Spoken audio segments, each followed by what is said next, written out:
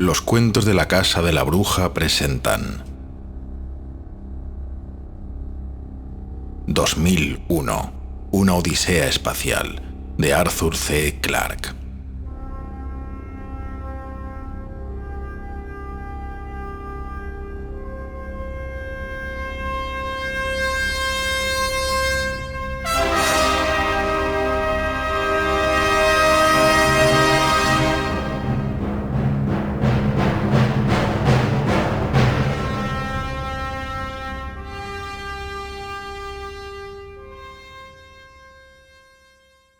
Primera parte. Noche primitiva. Capítulo 2. La nueva roca.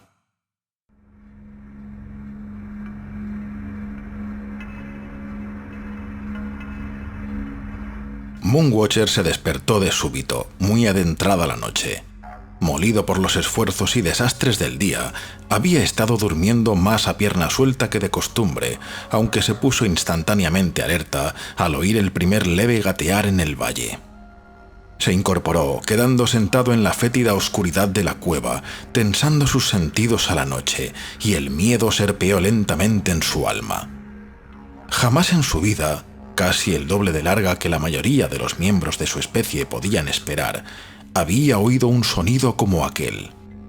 Los grandes gatos se aproximaban en silencio, y lo único que los traicionaba era un raro deslizarse de tierra o el ocasional crujido de una ramita. Mas este era un continuo ruido crepitante que iba aumentando constantemente en intensidad. Parecía como si alguna enorme bestia se estuviese moviendo a través de la noche, desechando en absoluto el sigilo y haciendo caso omiso de todos los obstáculos. En una ocasión, Moonwatcher oyó el inconfundible sonido de un matorral al ser arrancado de raíz. Los elefantes y los dinoterios lo hacían a menudo, pero por lo demás se movían tan silenciosamente como los felinos. Y de pronto llegó un sonido que Moonwatcher no podía posiblemente haber identificado, pues jamás había sido oído antes en la historia del mundo. Era el rechinar del metal contra la piedra.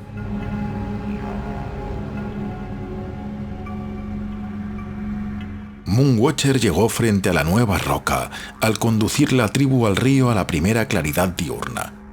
Había casi olvidado los terrores de la noche, porque nada había sucedido tras aquel ruido inicial, por lo que ni siquiera asoció aquella extraña cosa con peligro o con miedo. No había, después de todo, nada alarmante en ello. Era una losa rectangular, de una altura triple a la suya, pero lo bastante estrecha como para abarcarla con sus brazos, y estaba hecha de algún material completamente transparente. En verdad que no era fácil verla, excepto cuando el sol que se alzaba destellaba en sus bordes. Como Moonwatcher no había topado nunca con hielo ni agua cristalina, no había objetos naturales con los que pudiese comparar aquella aparición. Ciertamente era más bien atractiva, y aunque él tenía por costumbre ser prudentemente cauto ante la mayoría de las novedades, no vaciló mucho antes de encaramarse a ella. Y como nada sucedió, tendió la mano y sintió una fría y dura superficie. Tras varios minutos de intenso pensar, llegó a una brillante explicación. Era una roca, desde luego, y debió haber brotado durante la noche. Había muchas plantas que lo hacían así, objetos blancos y pulposos en forma de guijas que parecían emerger durante las horas de oscuridad. Verdad era que eran pequeñas y redondas, mientras que ésta era ancha y de agudas aristas. Pero filósofos más grandes y modernos que Moonwatcher estarían dispuestos a pasar por alto excepciones igualmente sorprendentes a sus teorías. Aquella muestra realmente soberbia de pensamiento abstracto condujo a Moonwatcher, tras solo 3 o 4 minutos, a una deducción que puso inmediatamente a prueba. Las blancas y redondas plantas guijas eran muy sabrosas, aunque había unas cuantas que producían una violenta enfermedad. Quizás esta grande... Unas cuantas lamidas e intentos de roer le desilusionaron rápidamente. No había ninguna alimentación en ella, por lo que, como mono humanoide juicioso, prosiguió en dirección al río, olvidándolo todo sobre el cristalino monolito durante la cotidiana rutina de chillar a los otros.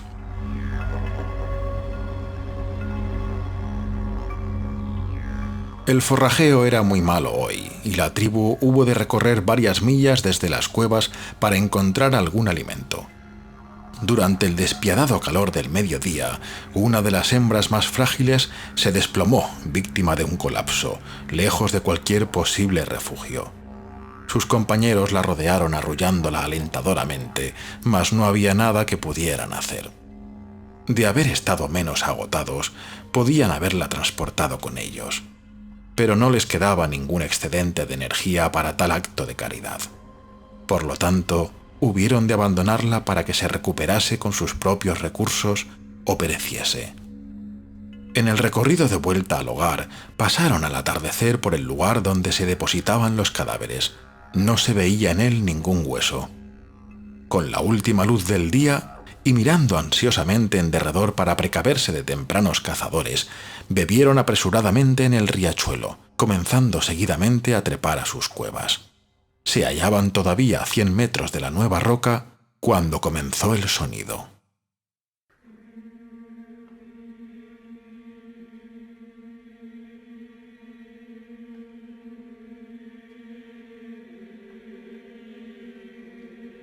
Era apenas audible, pero sin embargo los detuvo en seco, quedando paralizados en la vereda, con las mandíbulas colgando flojamente.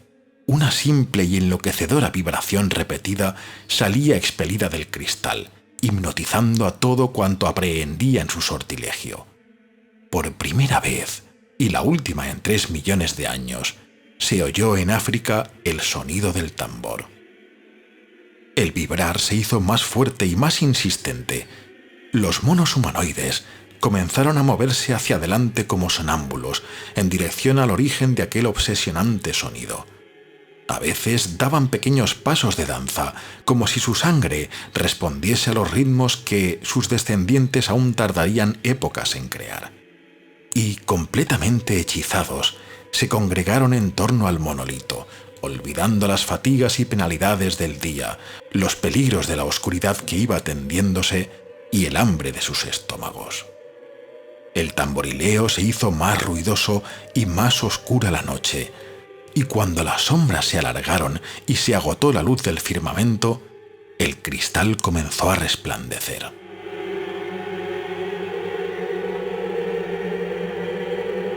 Primero perdió su transparencia y quedó bañado en pálida y lechosa luminiscencia.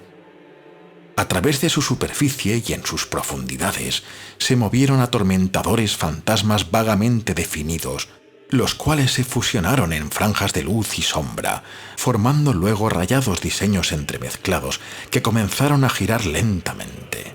Los haces de luz giraron cada vez más rápidamente, acelerándose con ellos el vibrar de los tambores. Hipnotizados del todo, los monos humanoides solo podían ya contemplar con mirada fija y mandíbulas colgantes aquel pasmoso despliegue pirotécnico. Habían olvidado ya los instintos de sus progenitores y las lecciones de toda una existencia.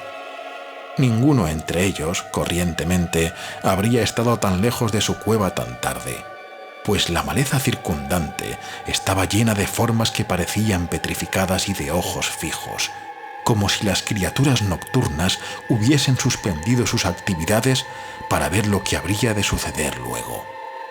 Los giratorios discos de luz comenzaron entonces a emerger, y sus radios se fundieron en luminosas barras que retrocedieron lentamente en la distancia, girando sus ejes al hacerlo. Escindiéronse luego en pares, y las series de líneas resultantes comenzaron a oscilar a través unas de otras, cambiando lentamente sus ángulos de intersección. Fantásticos y volanderos diseños geométricos flamearon y se apagaron al enredarse y desenredarse las resplandecientes mallas, y los monos humanoides siguieron con la mirada fija, hipnotizados cautivos del radiante cristal. Jamás hubiesen imaginado que estaban siendo sondeadas sus mentes, estudiadas sus reacciones y evaluados sus potenciales. Al principio, la tribu entera permaneció semi-agazapada en inmóvil cuadro, como petrificada.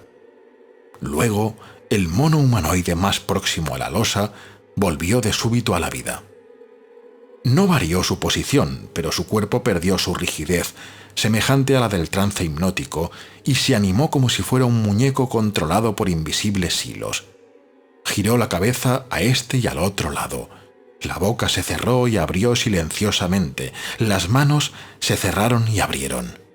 Inclinóse luego, arrancó una larga brizna de hierba e intentó anudarla con torpes dedos.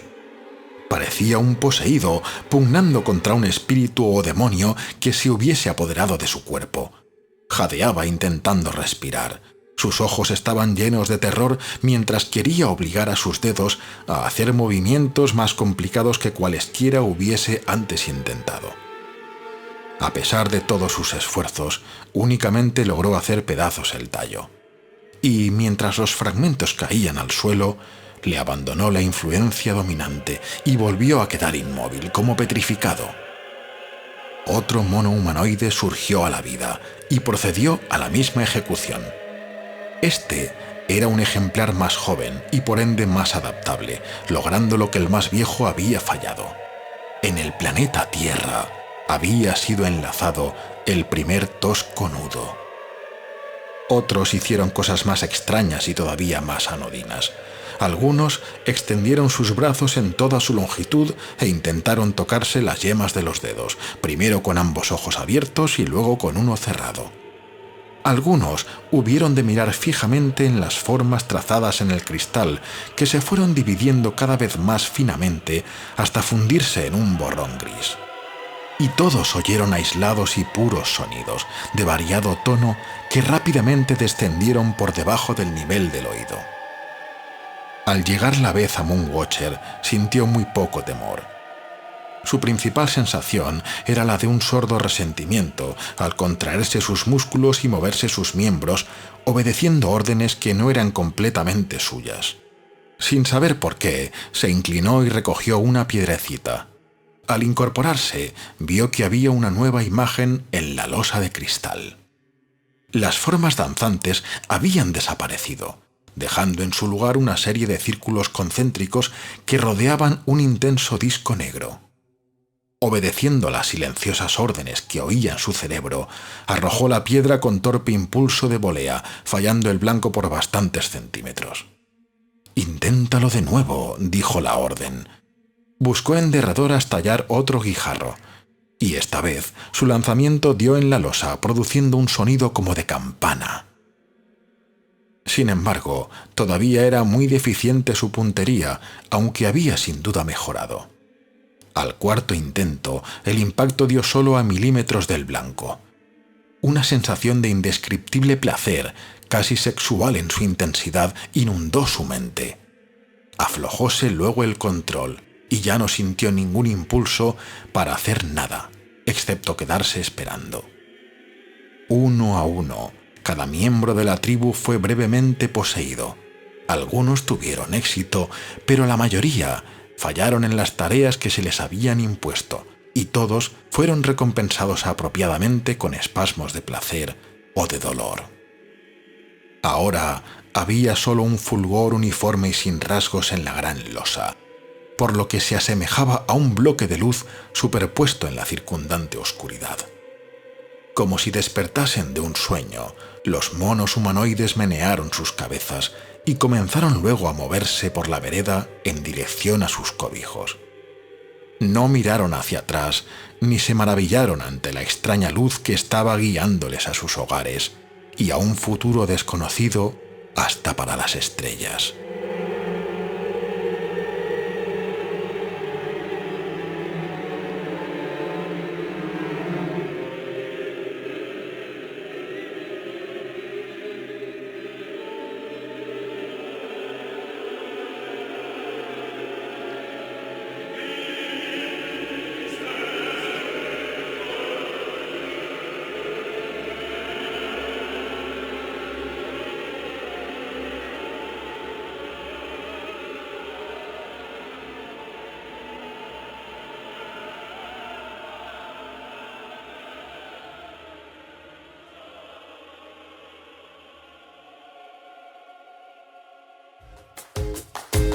Esta locución ha sido realizada por Hablando Claro. Si necesita una cuña o locución para su negocio, Contacte con nosotros en locucioneshablandoclaro@gmail.com.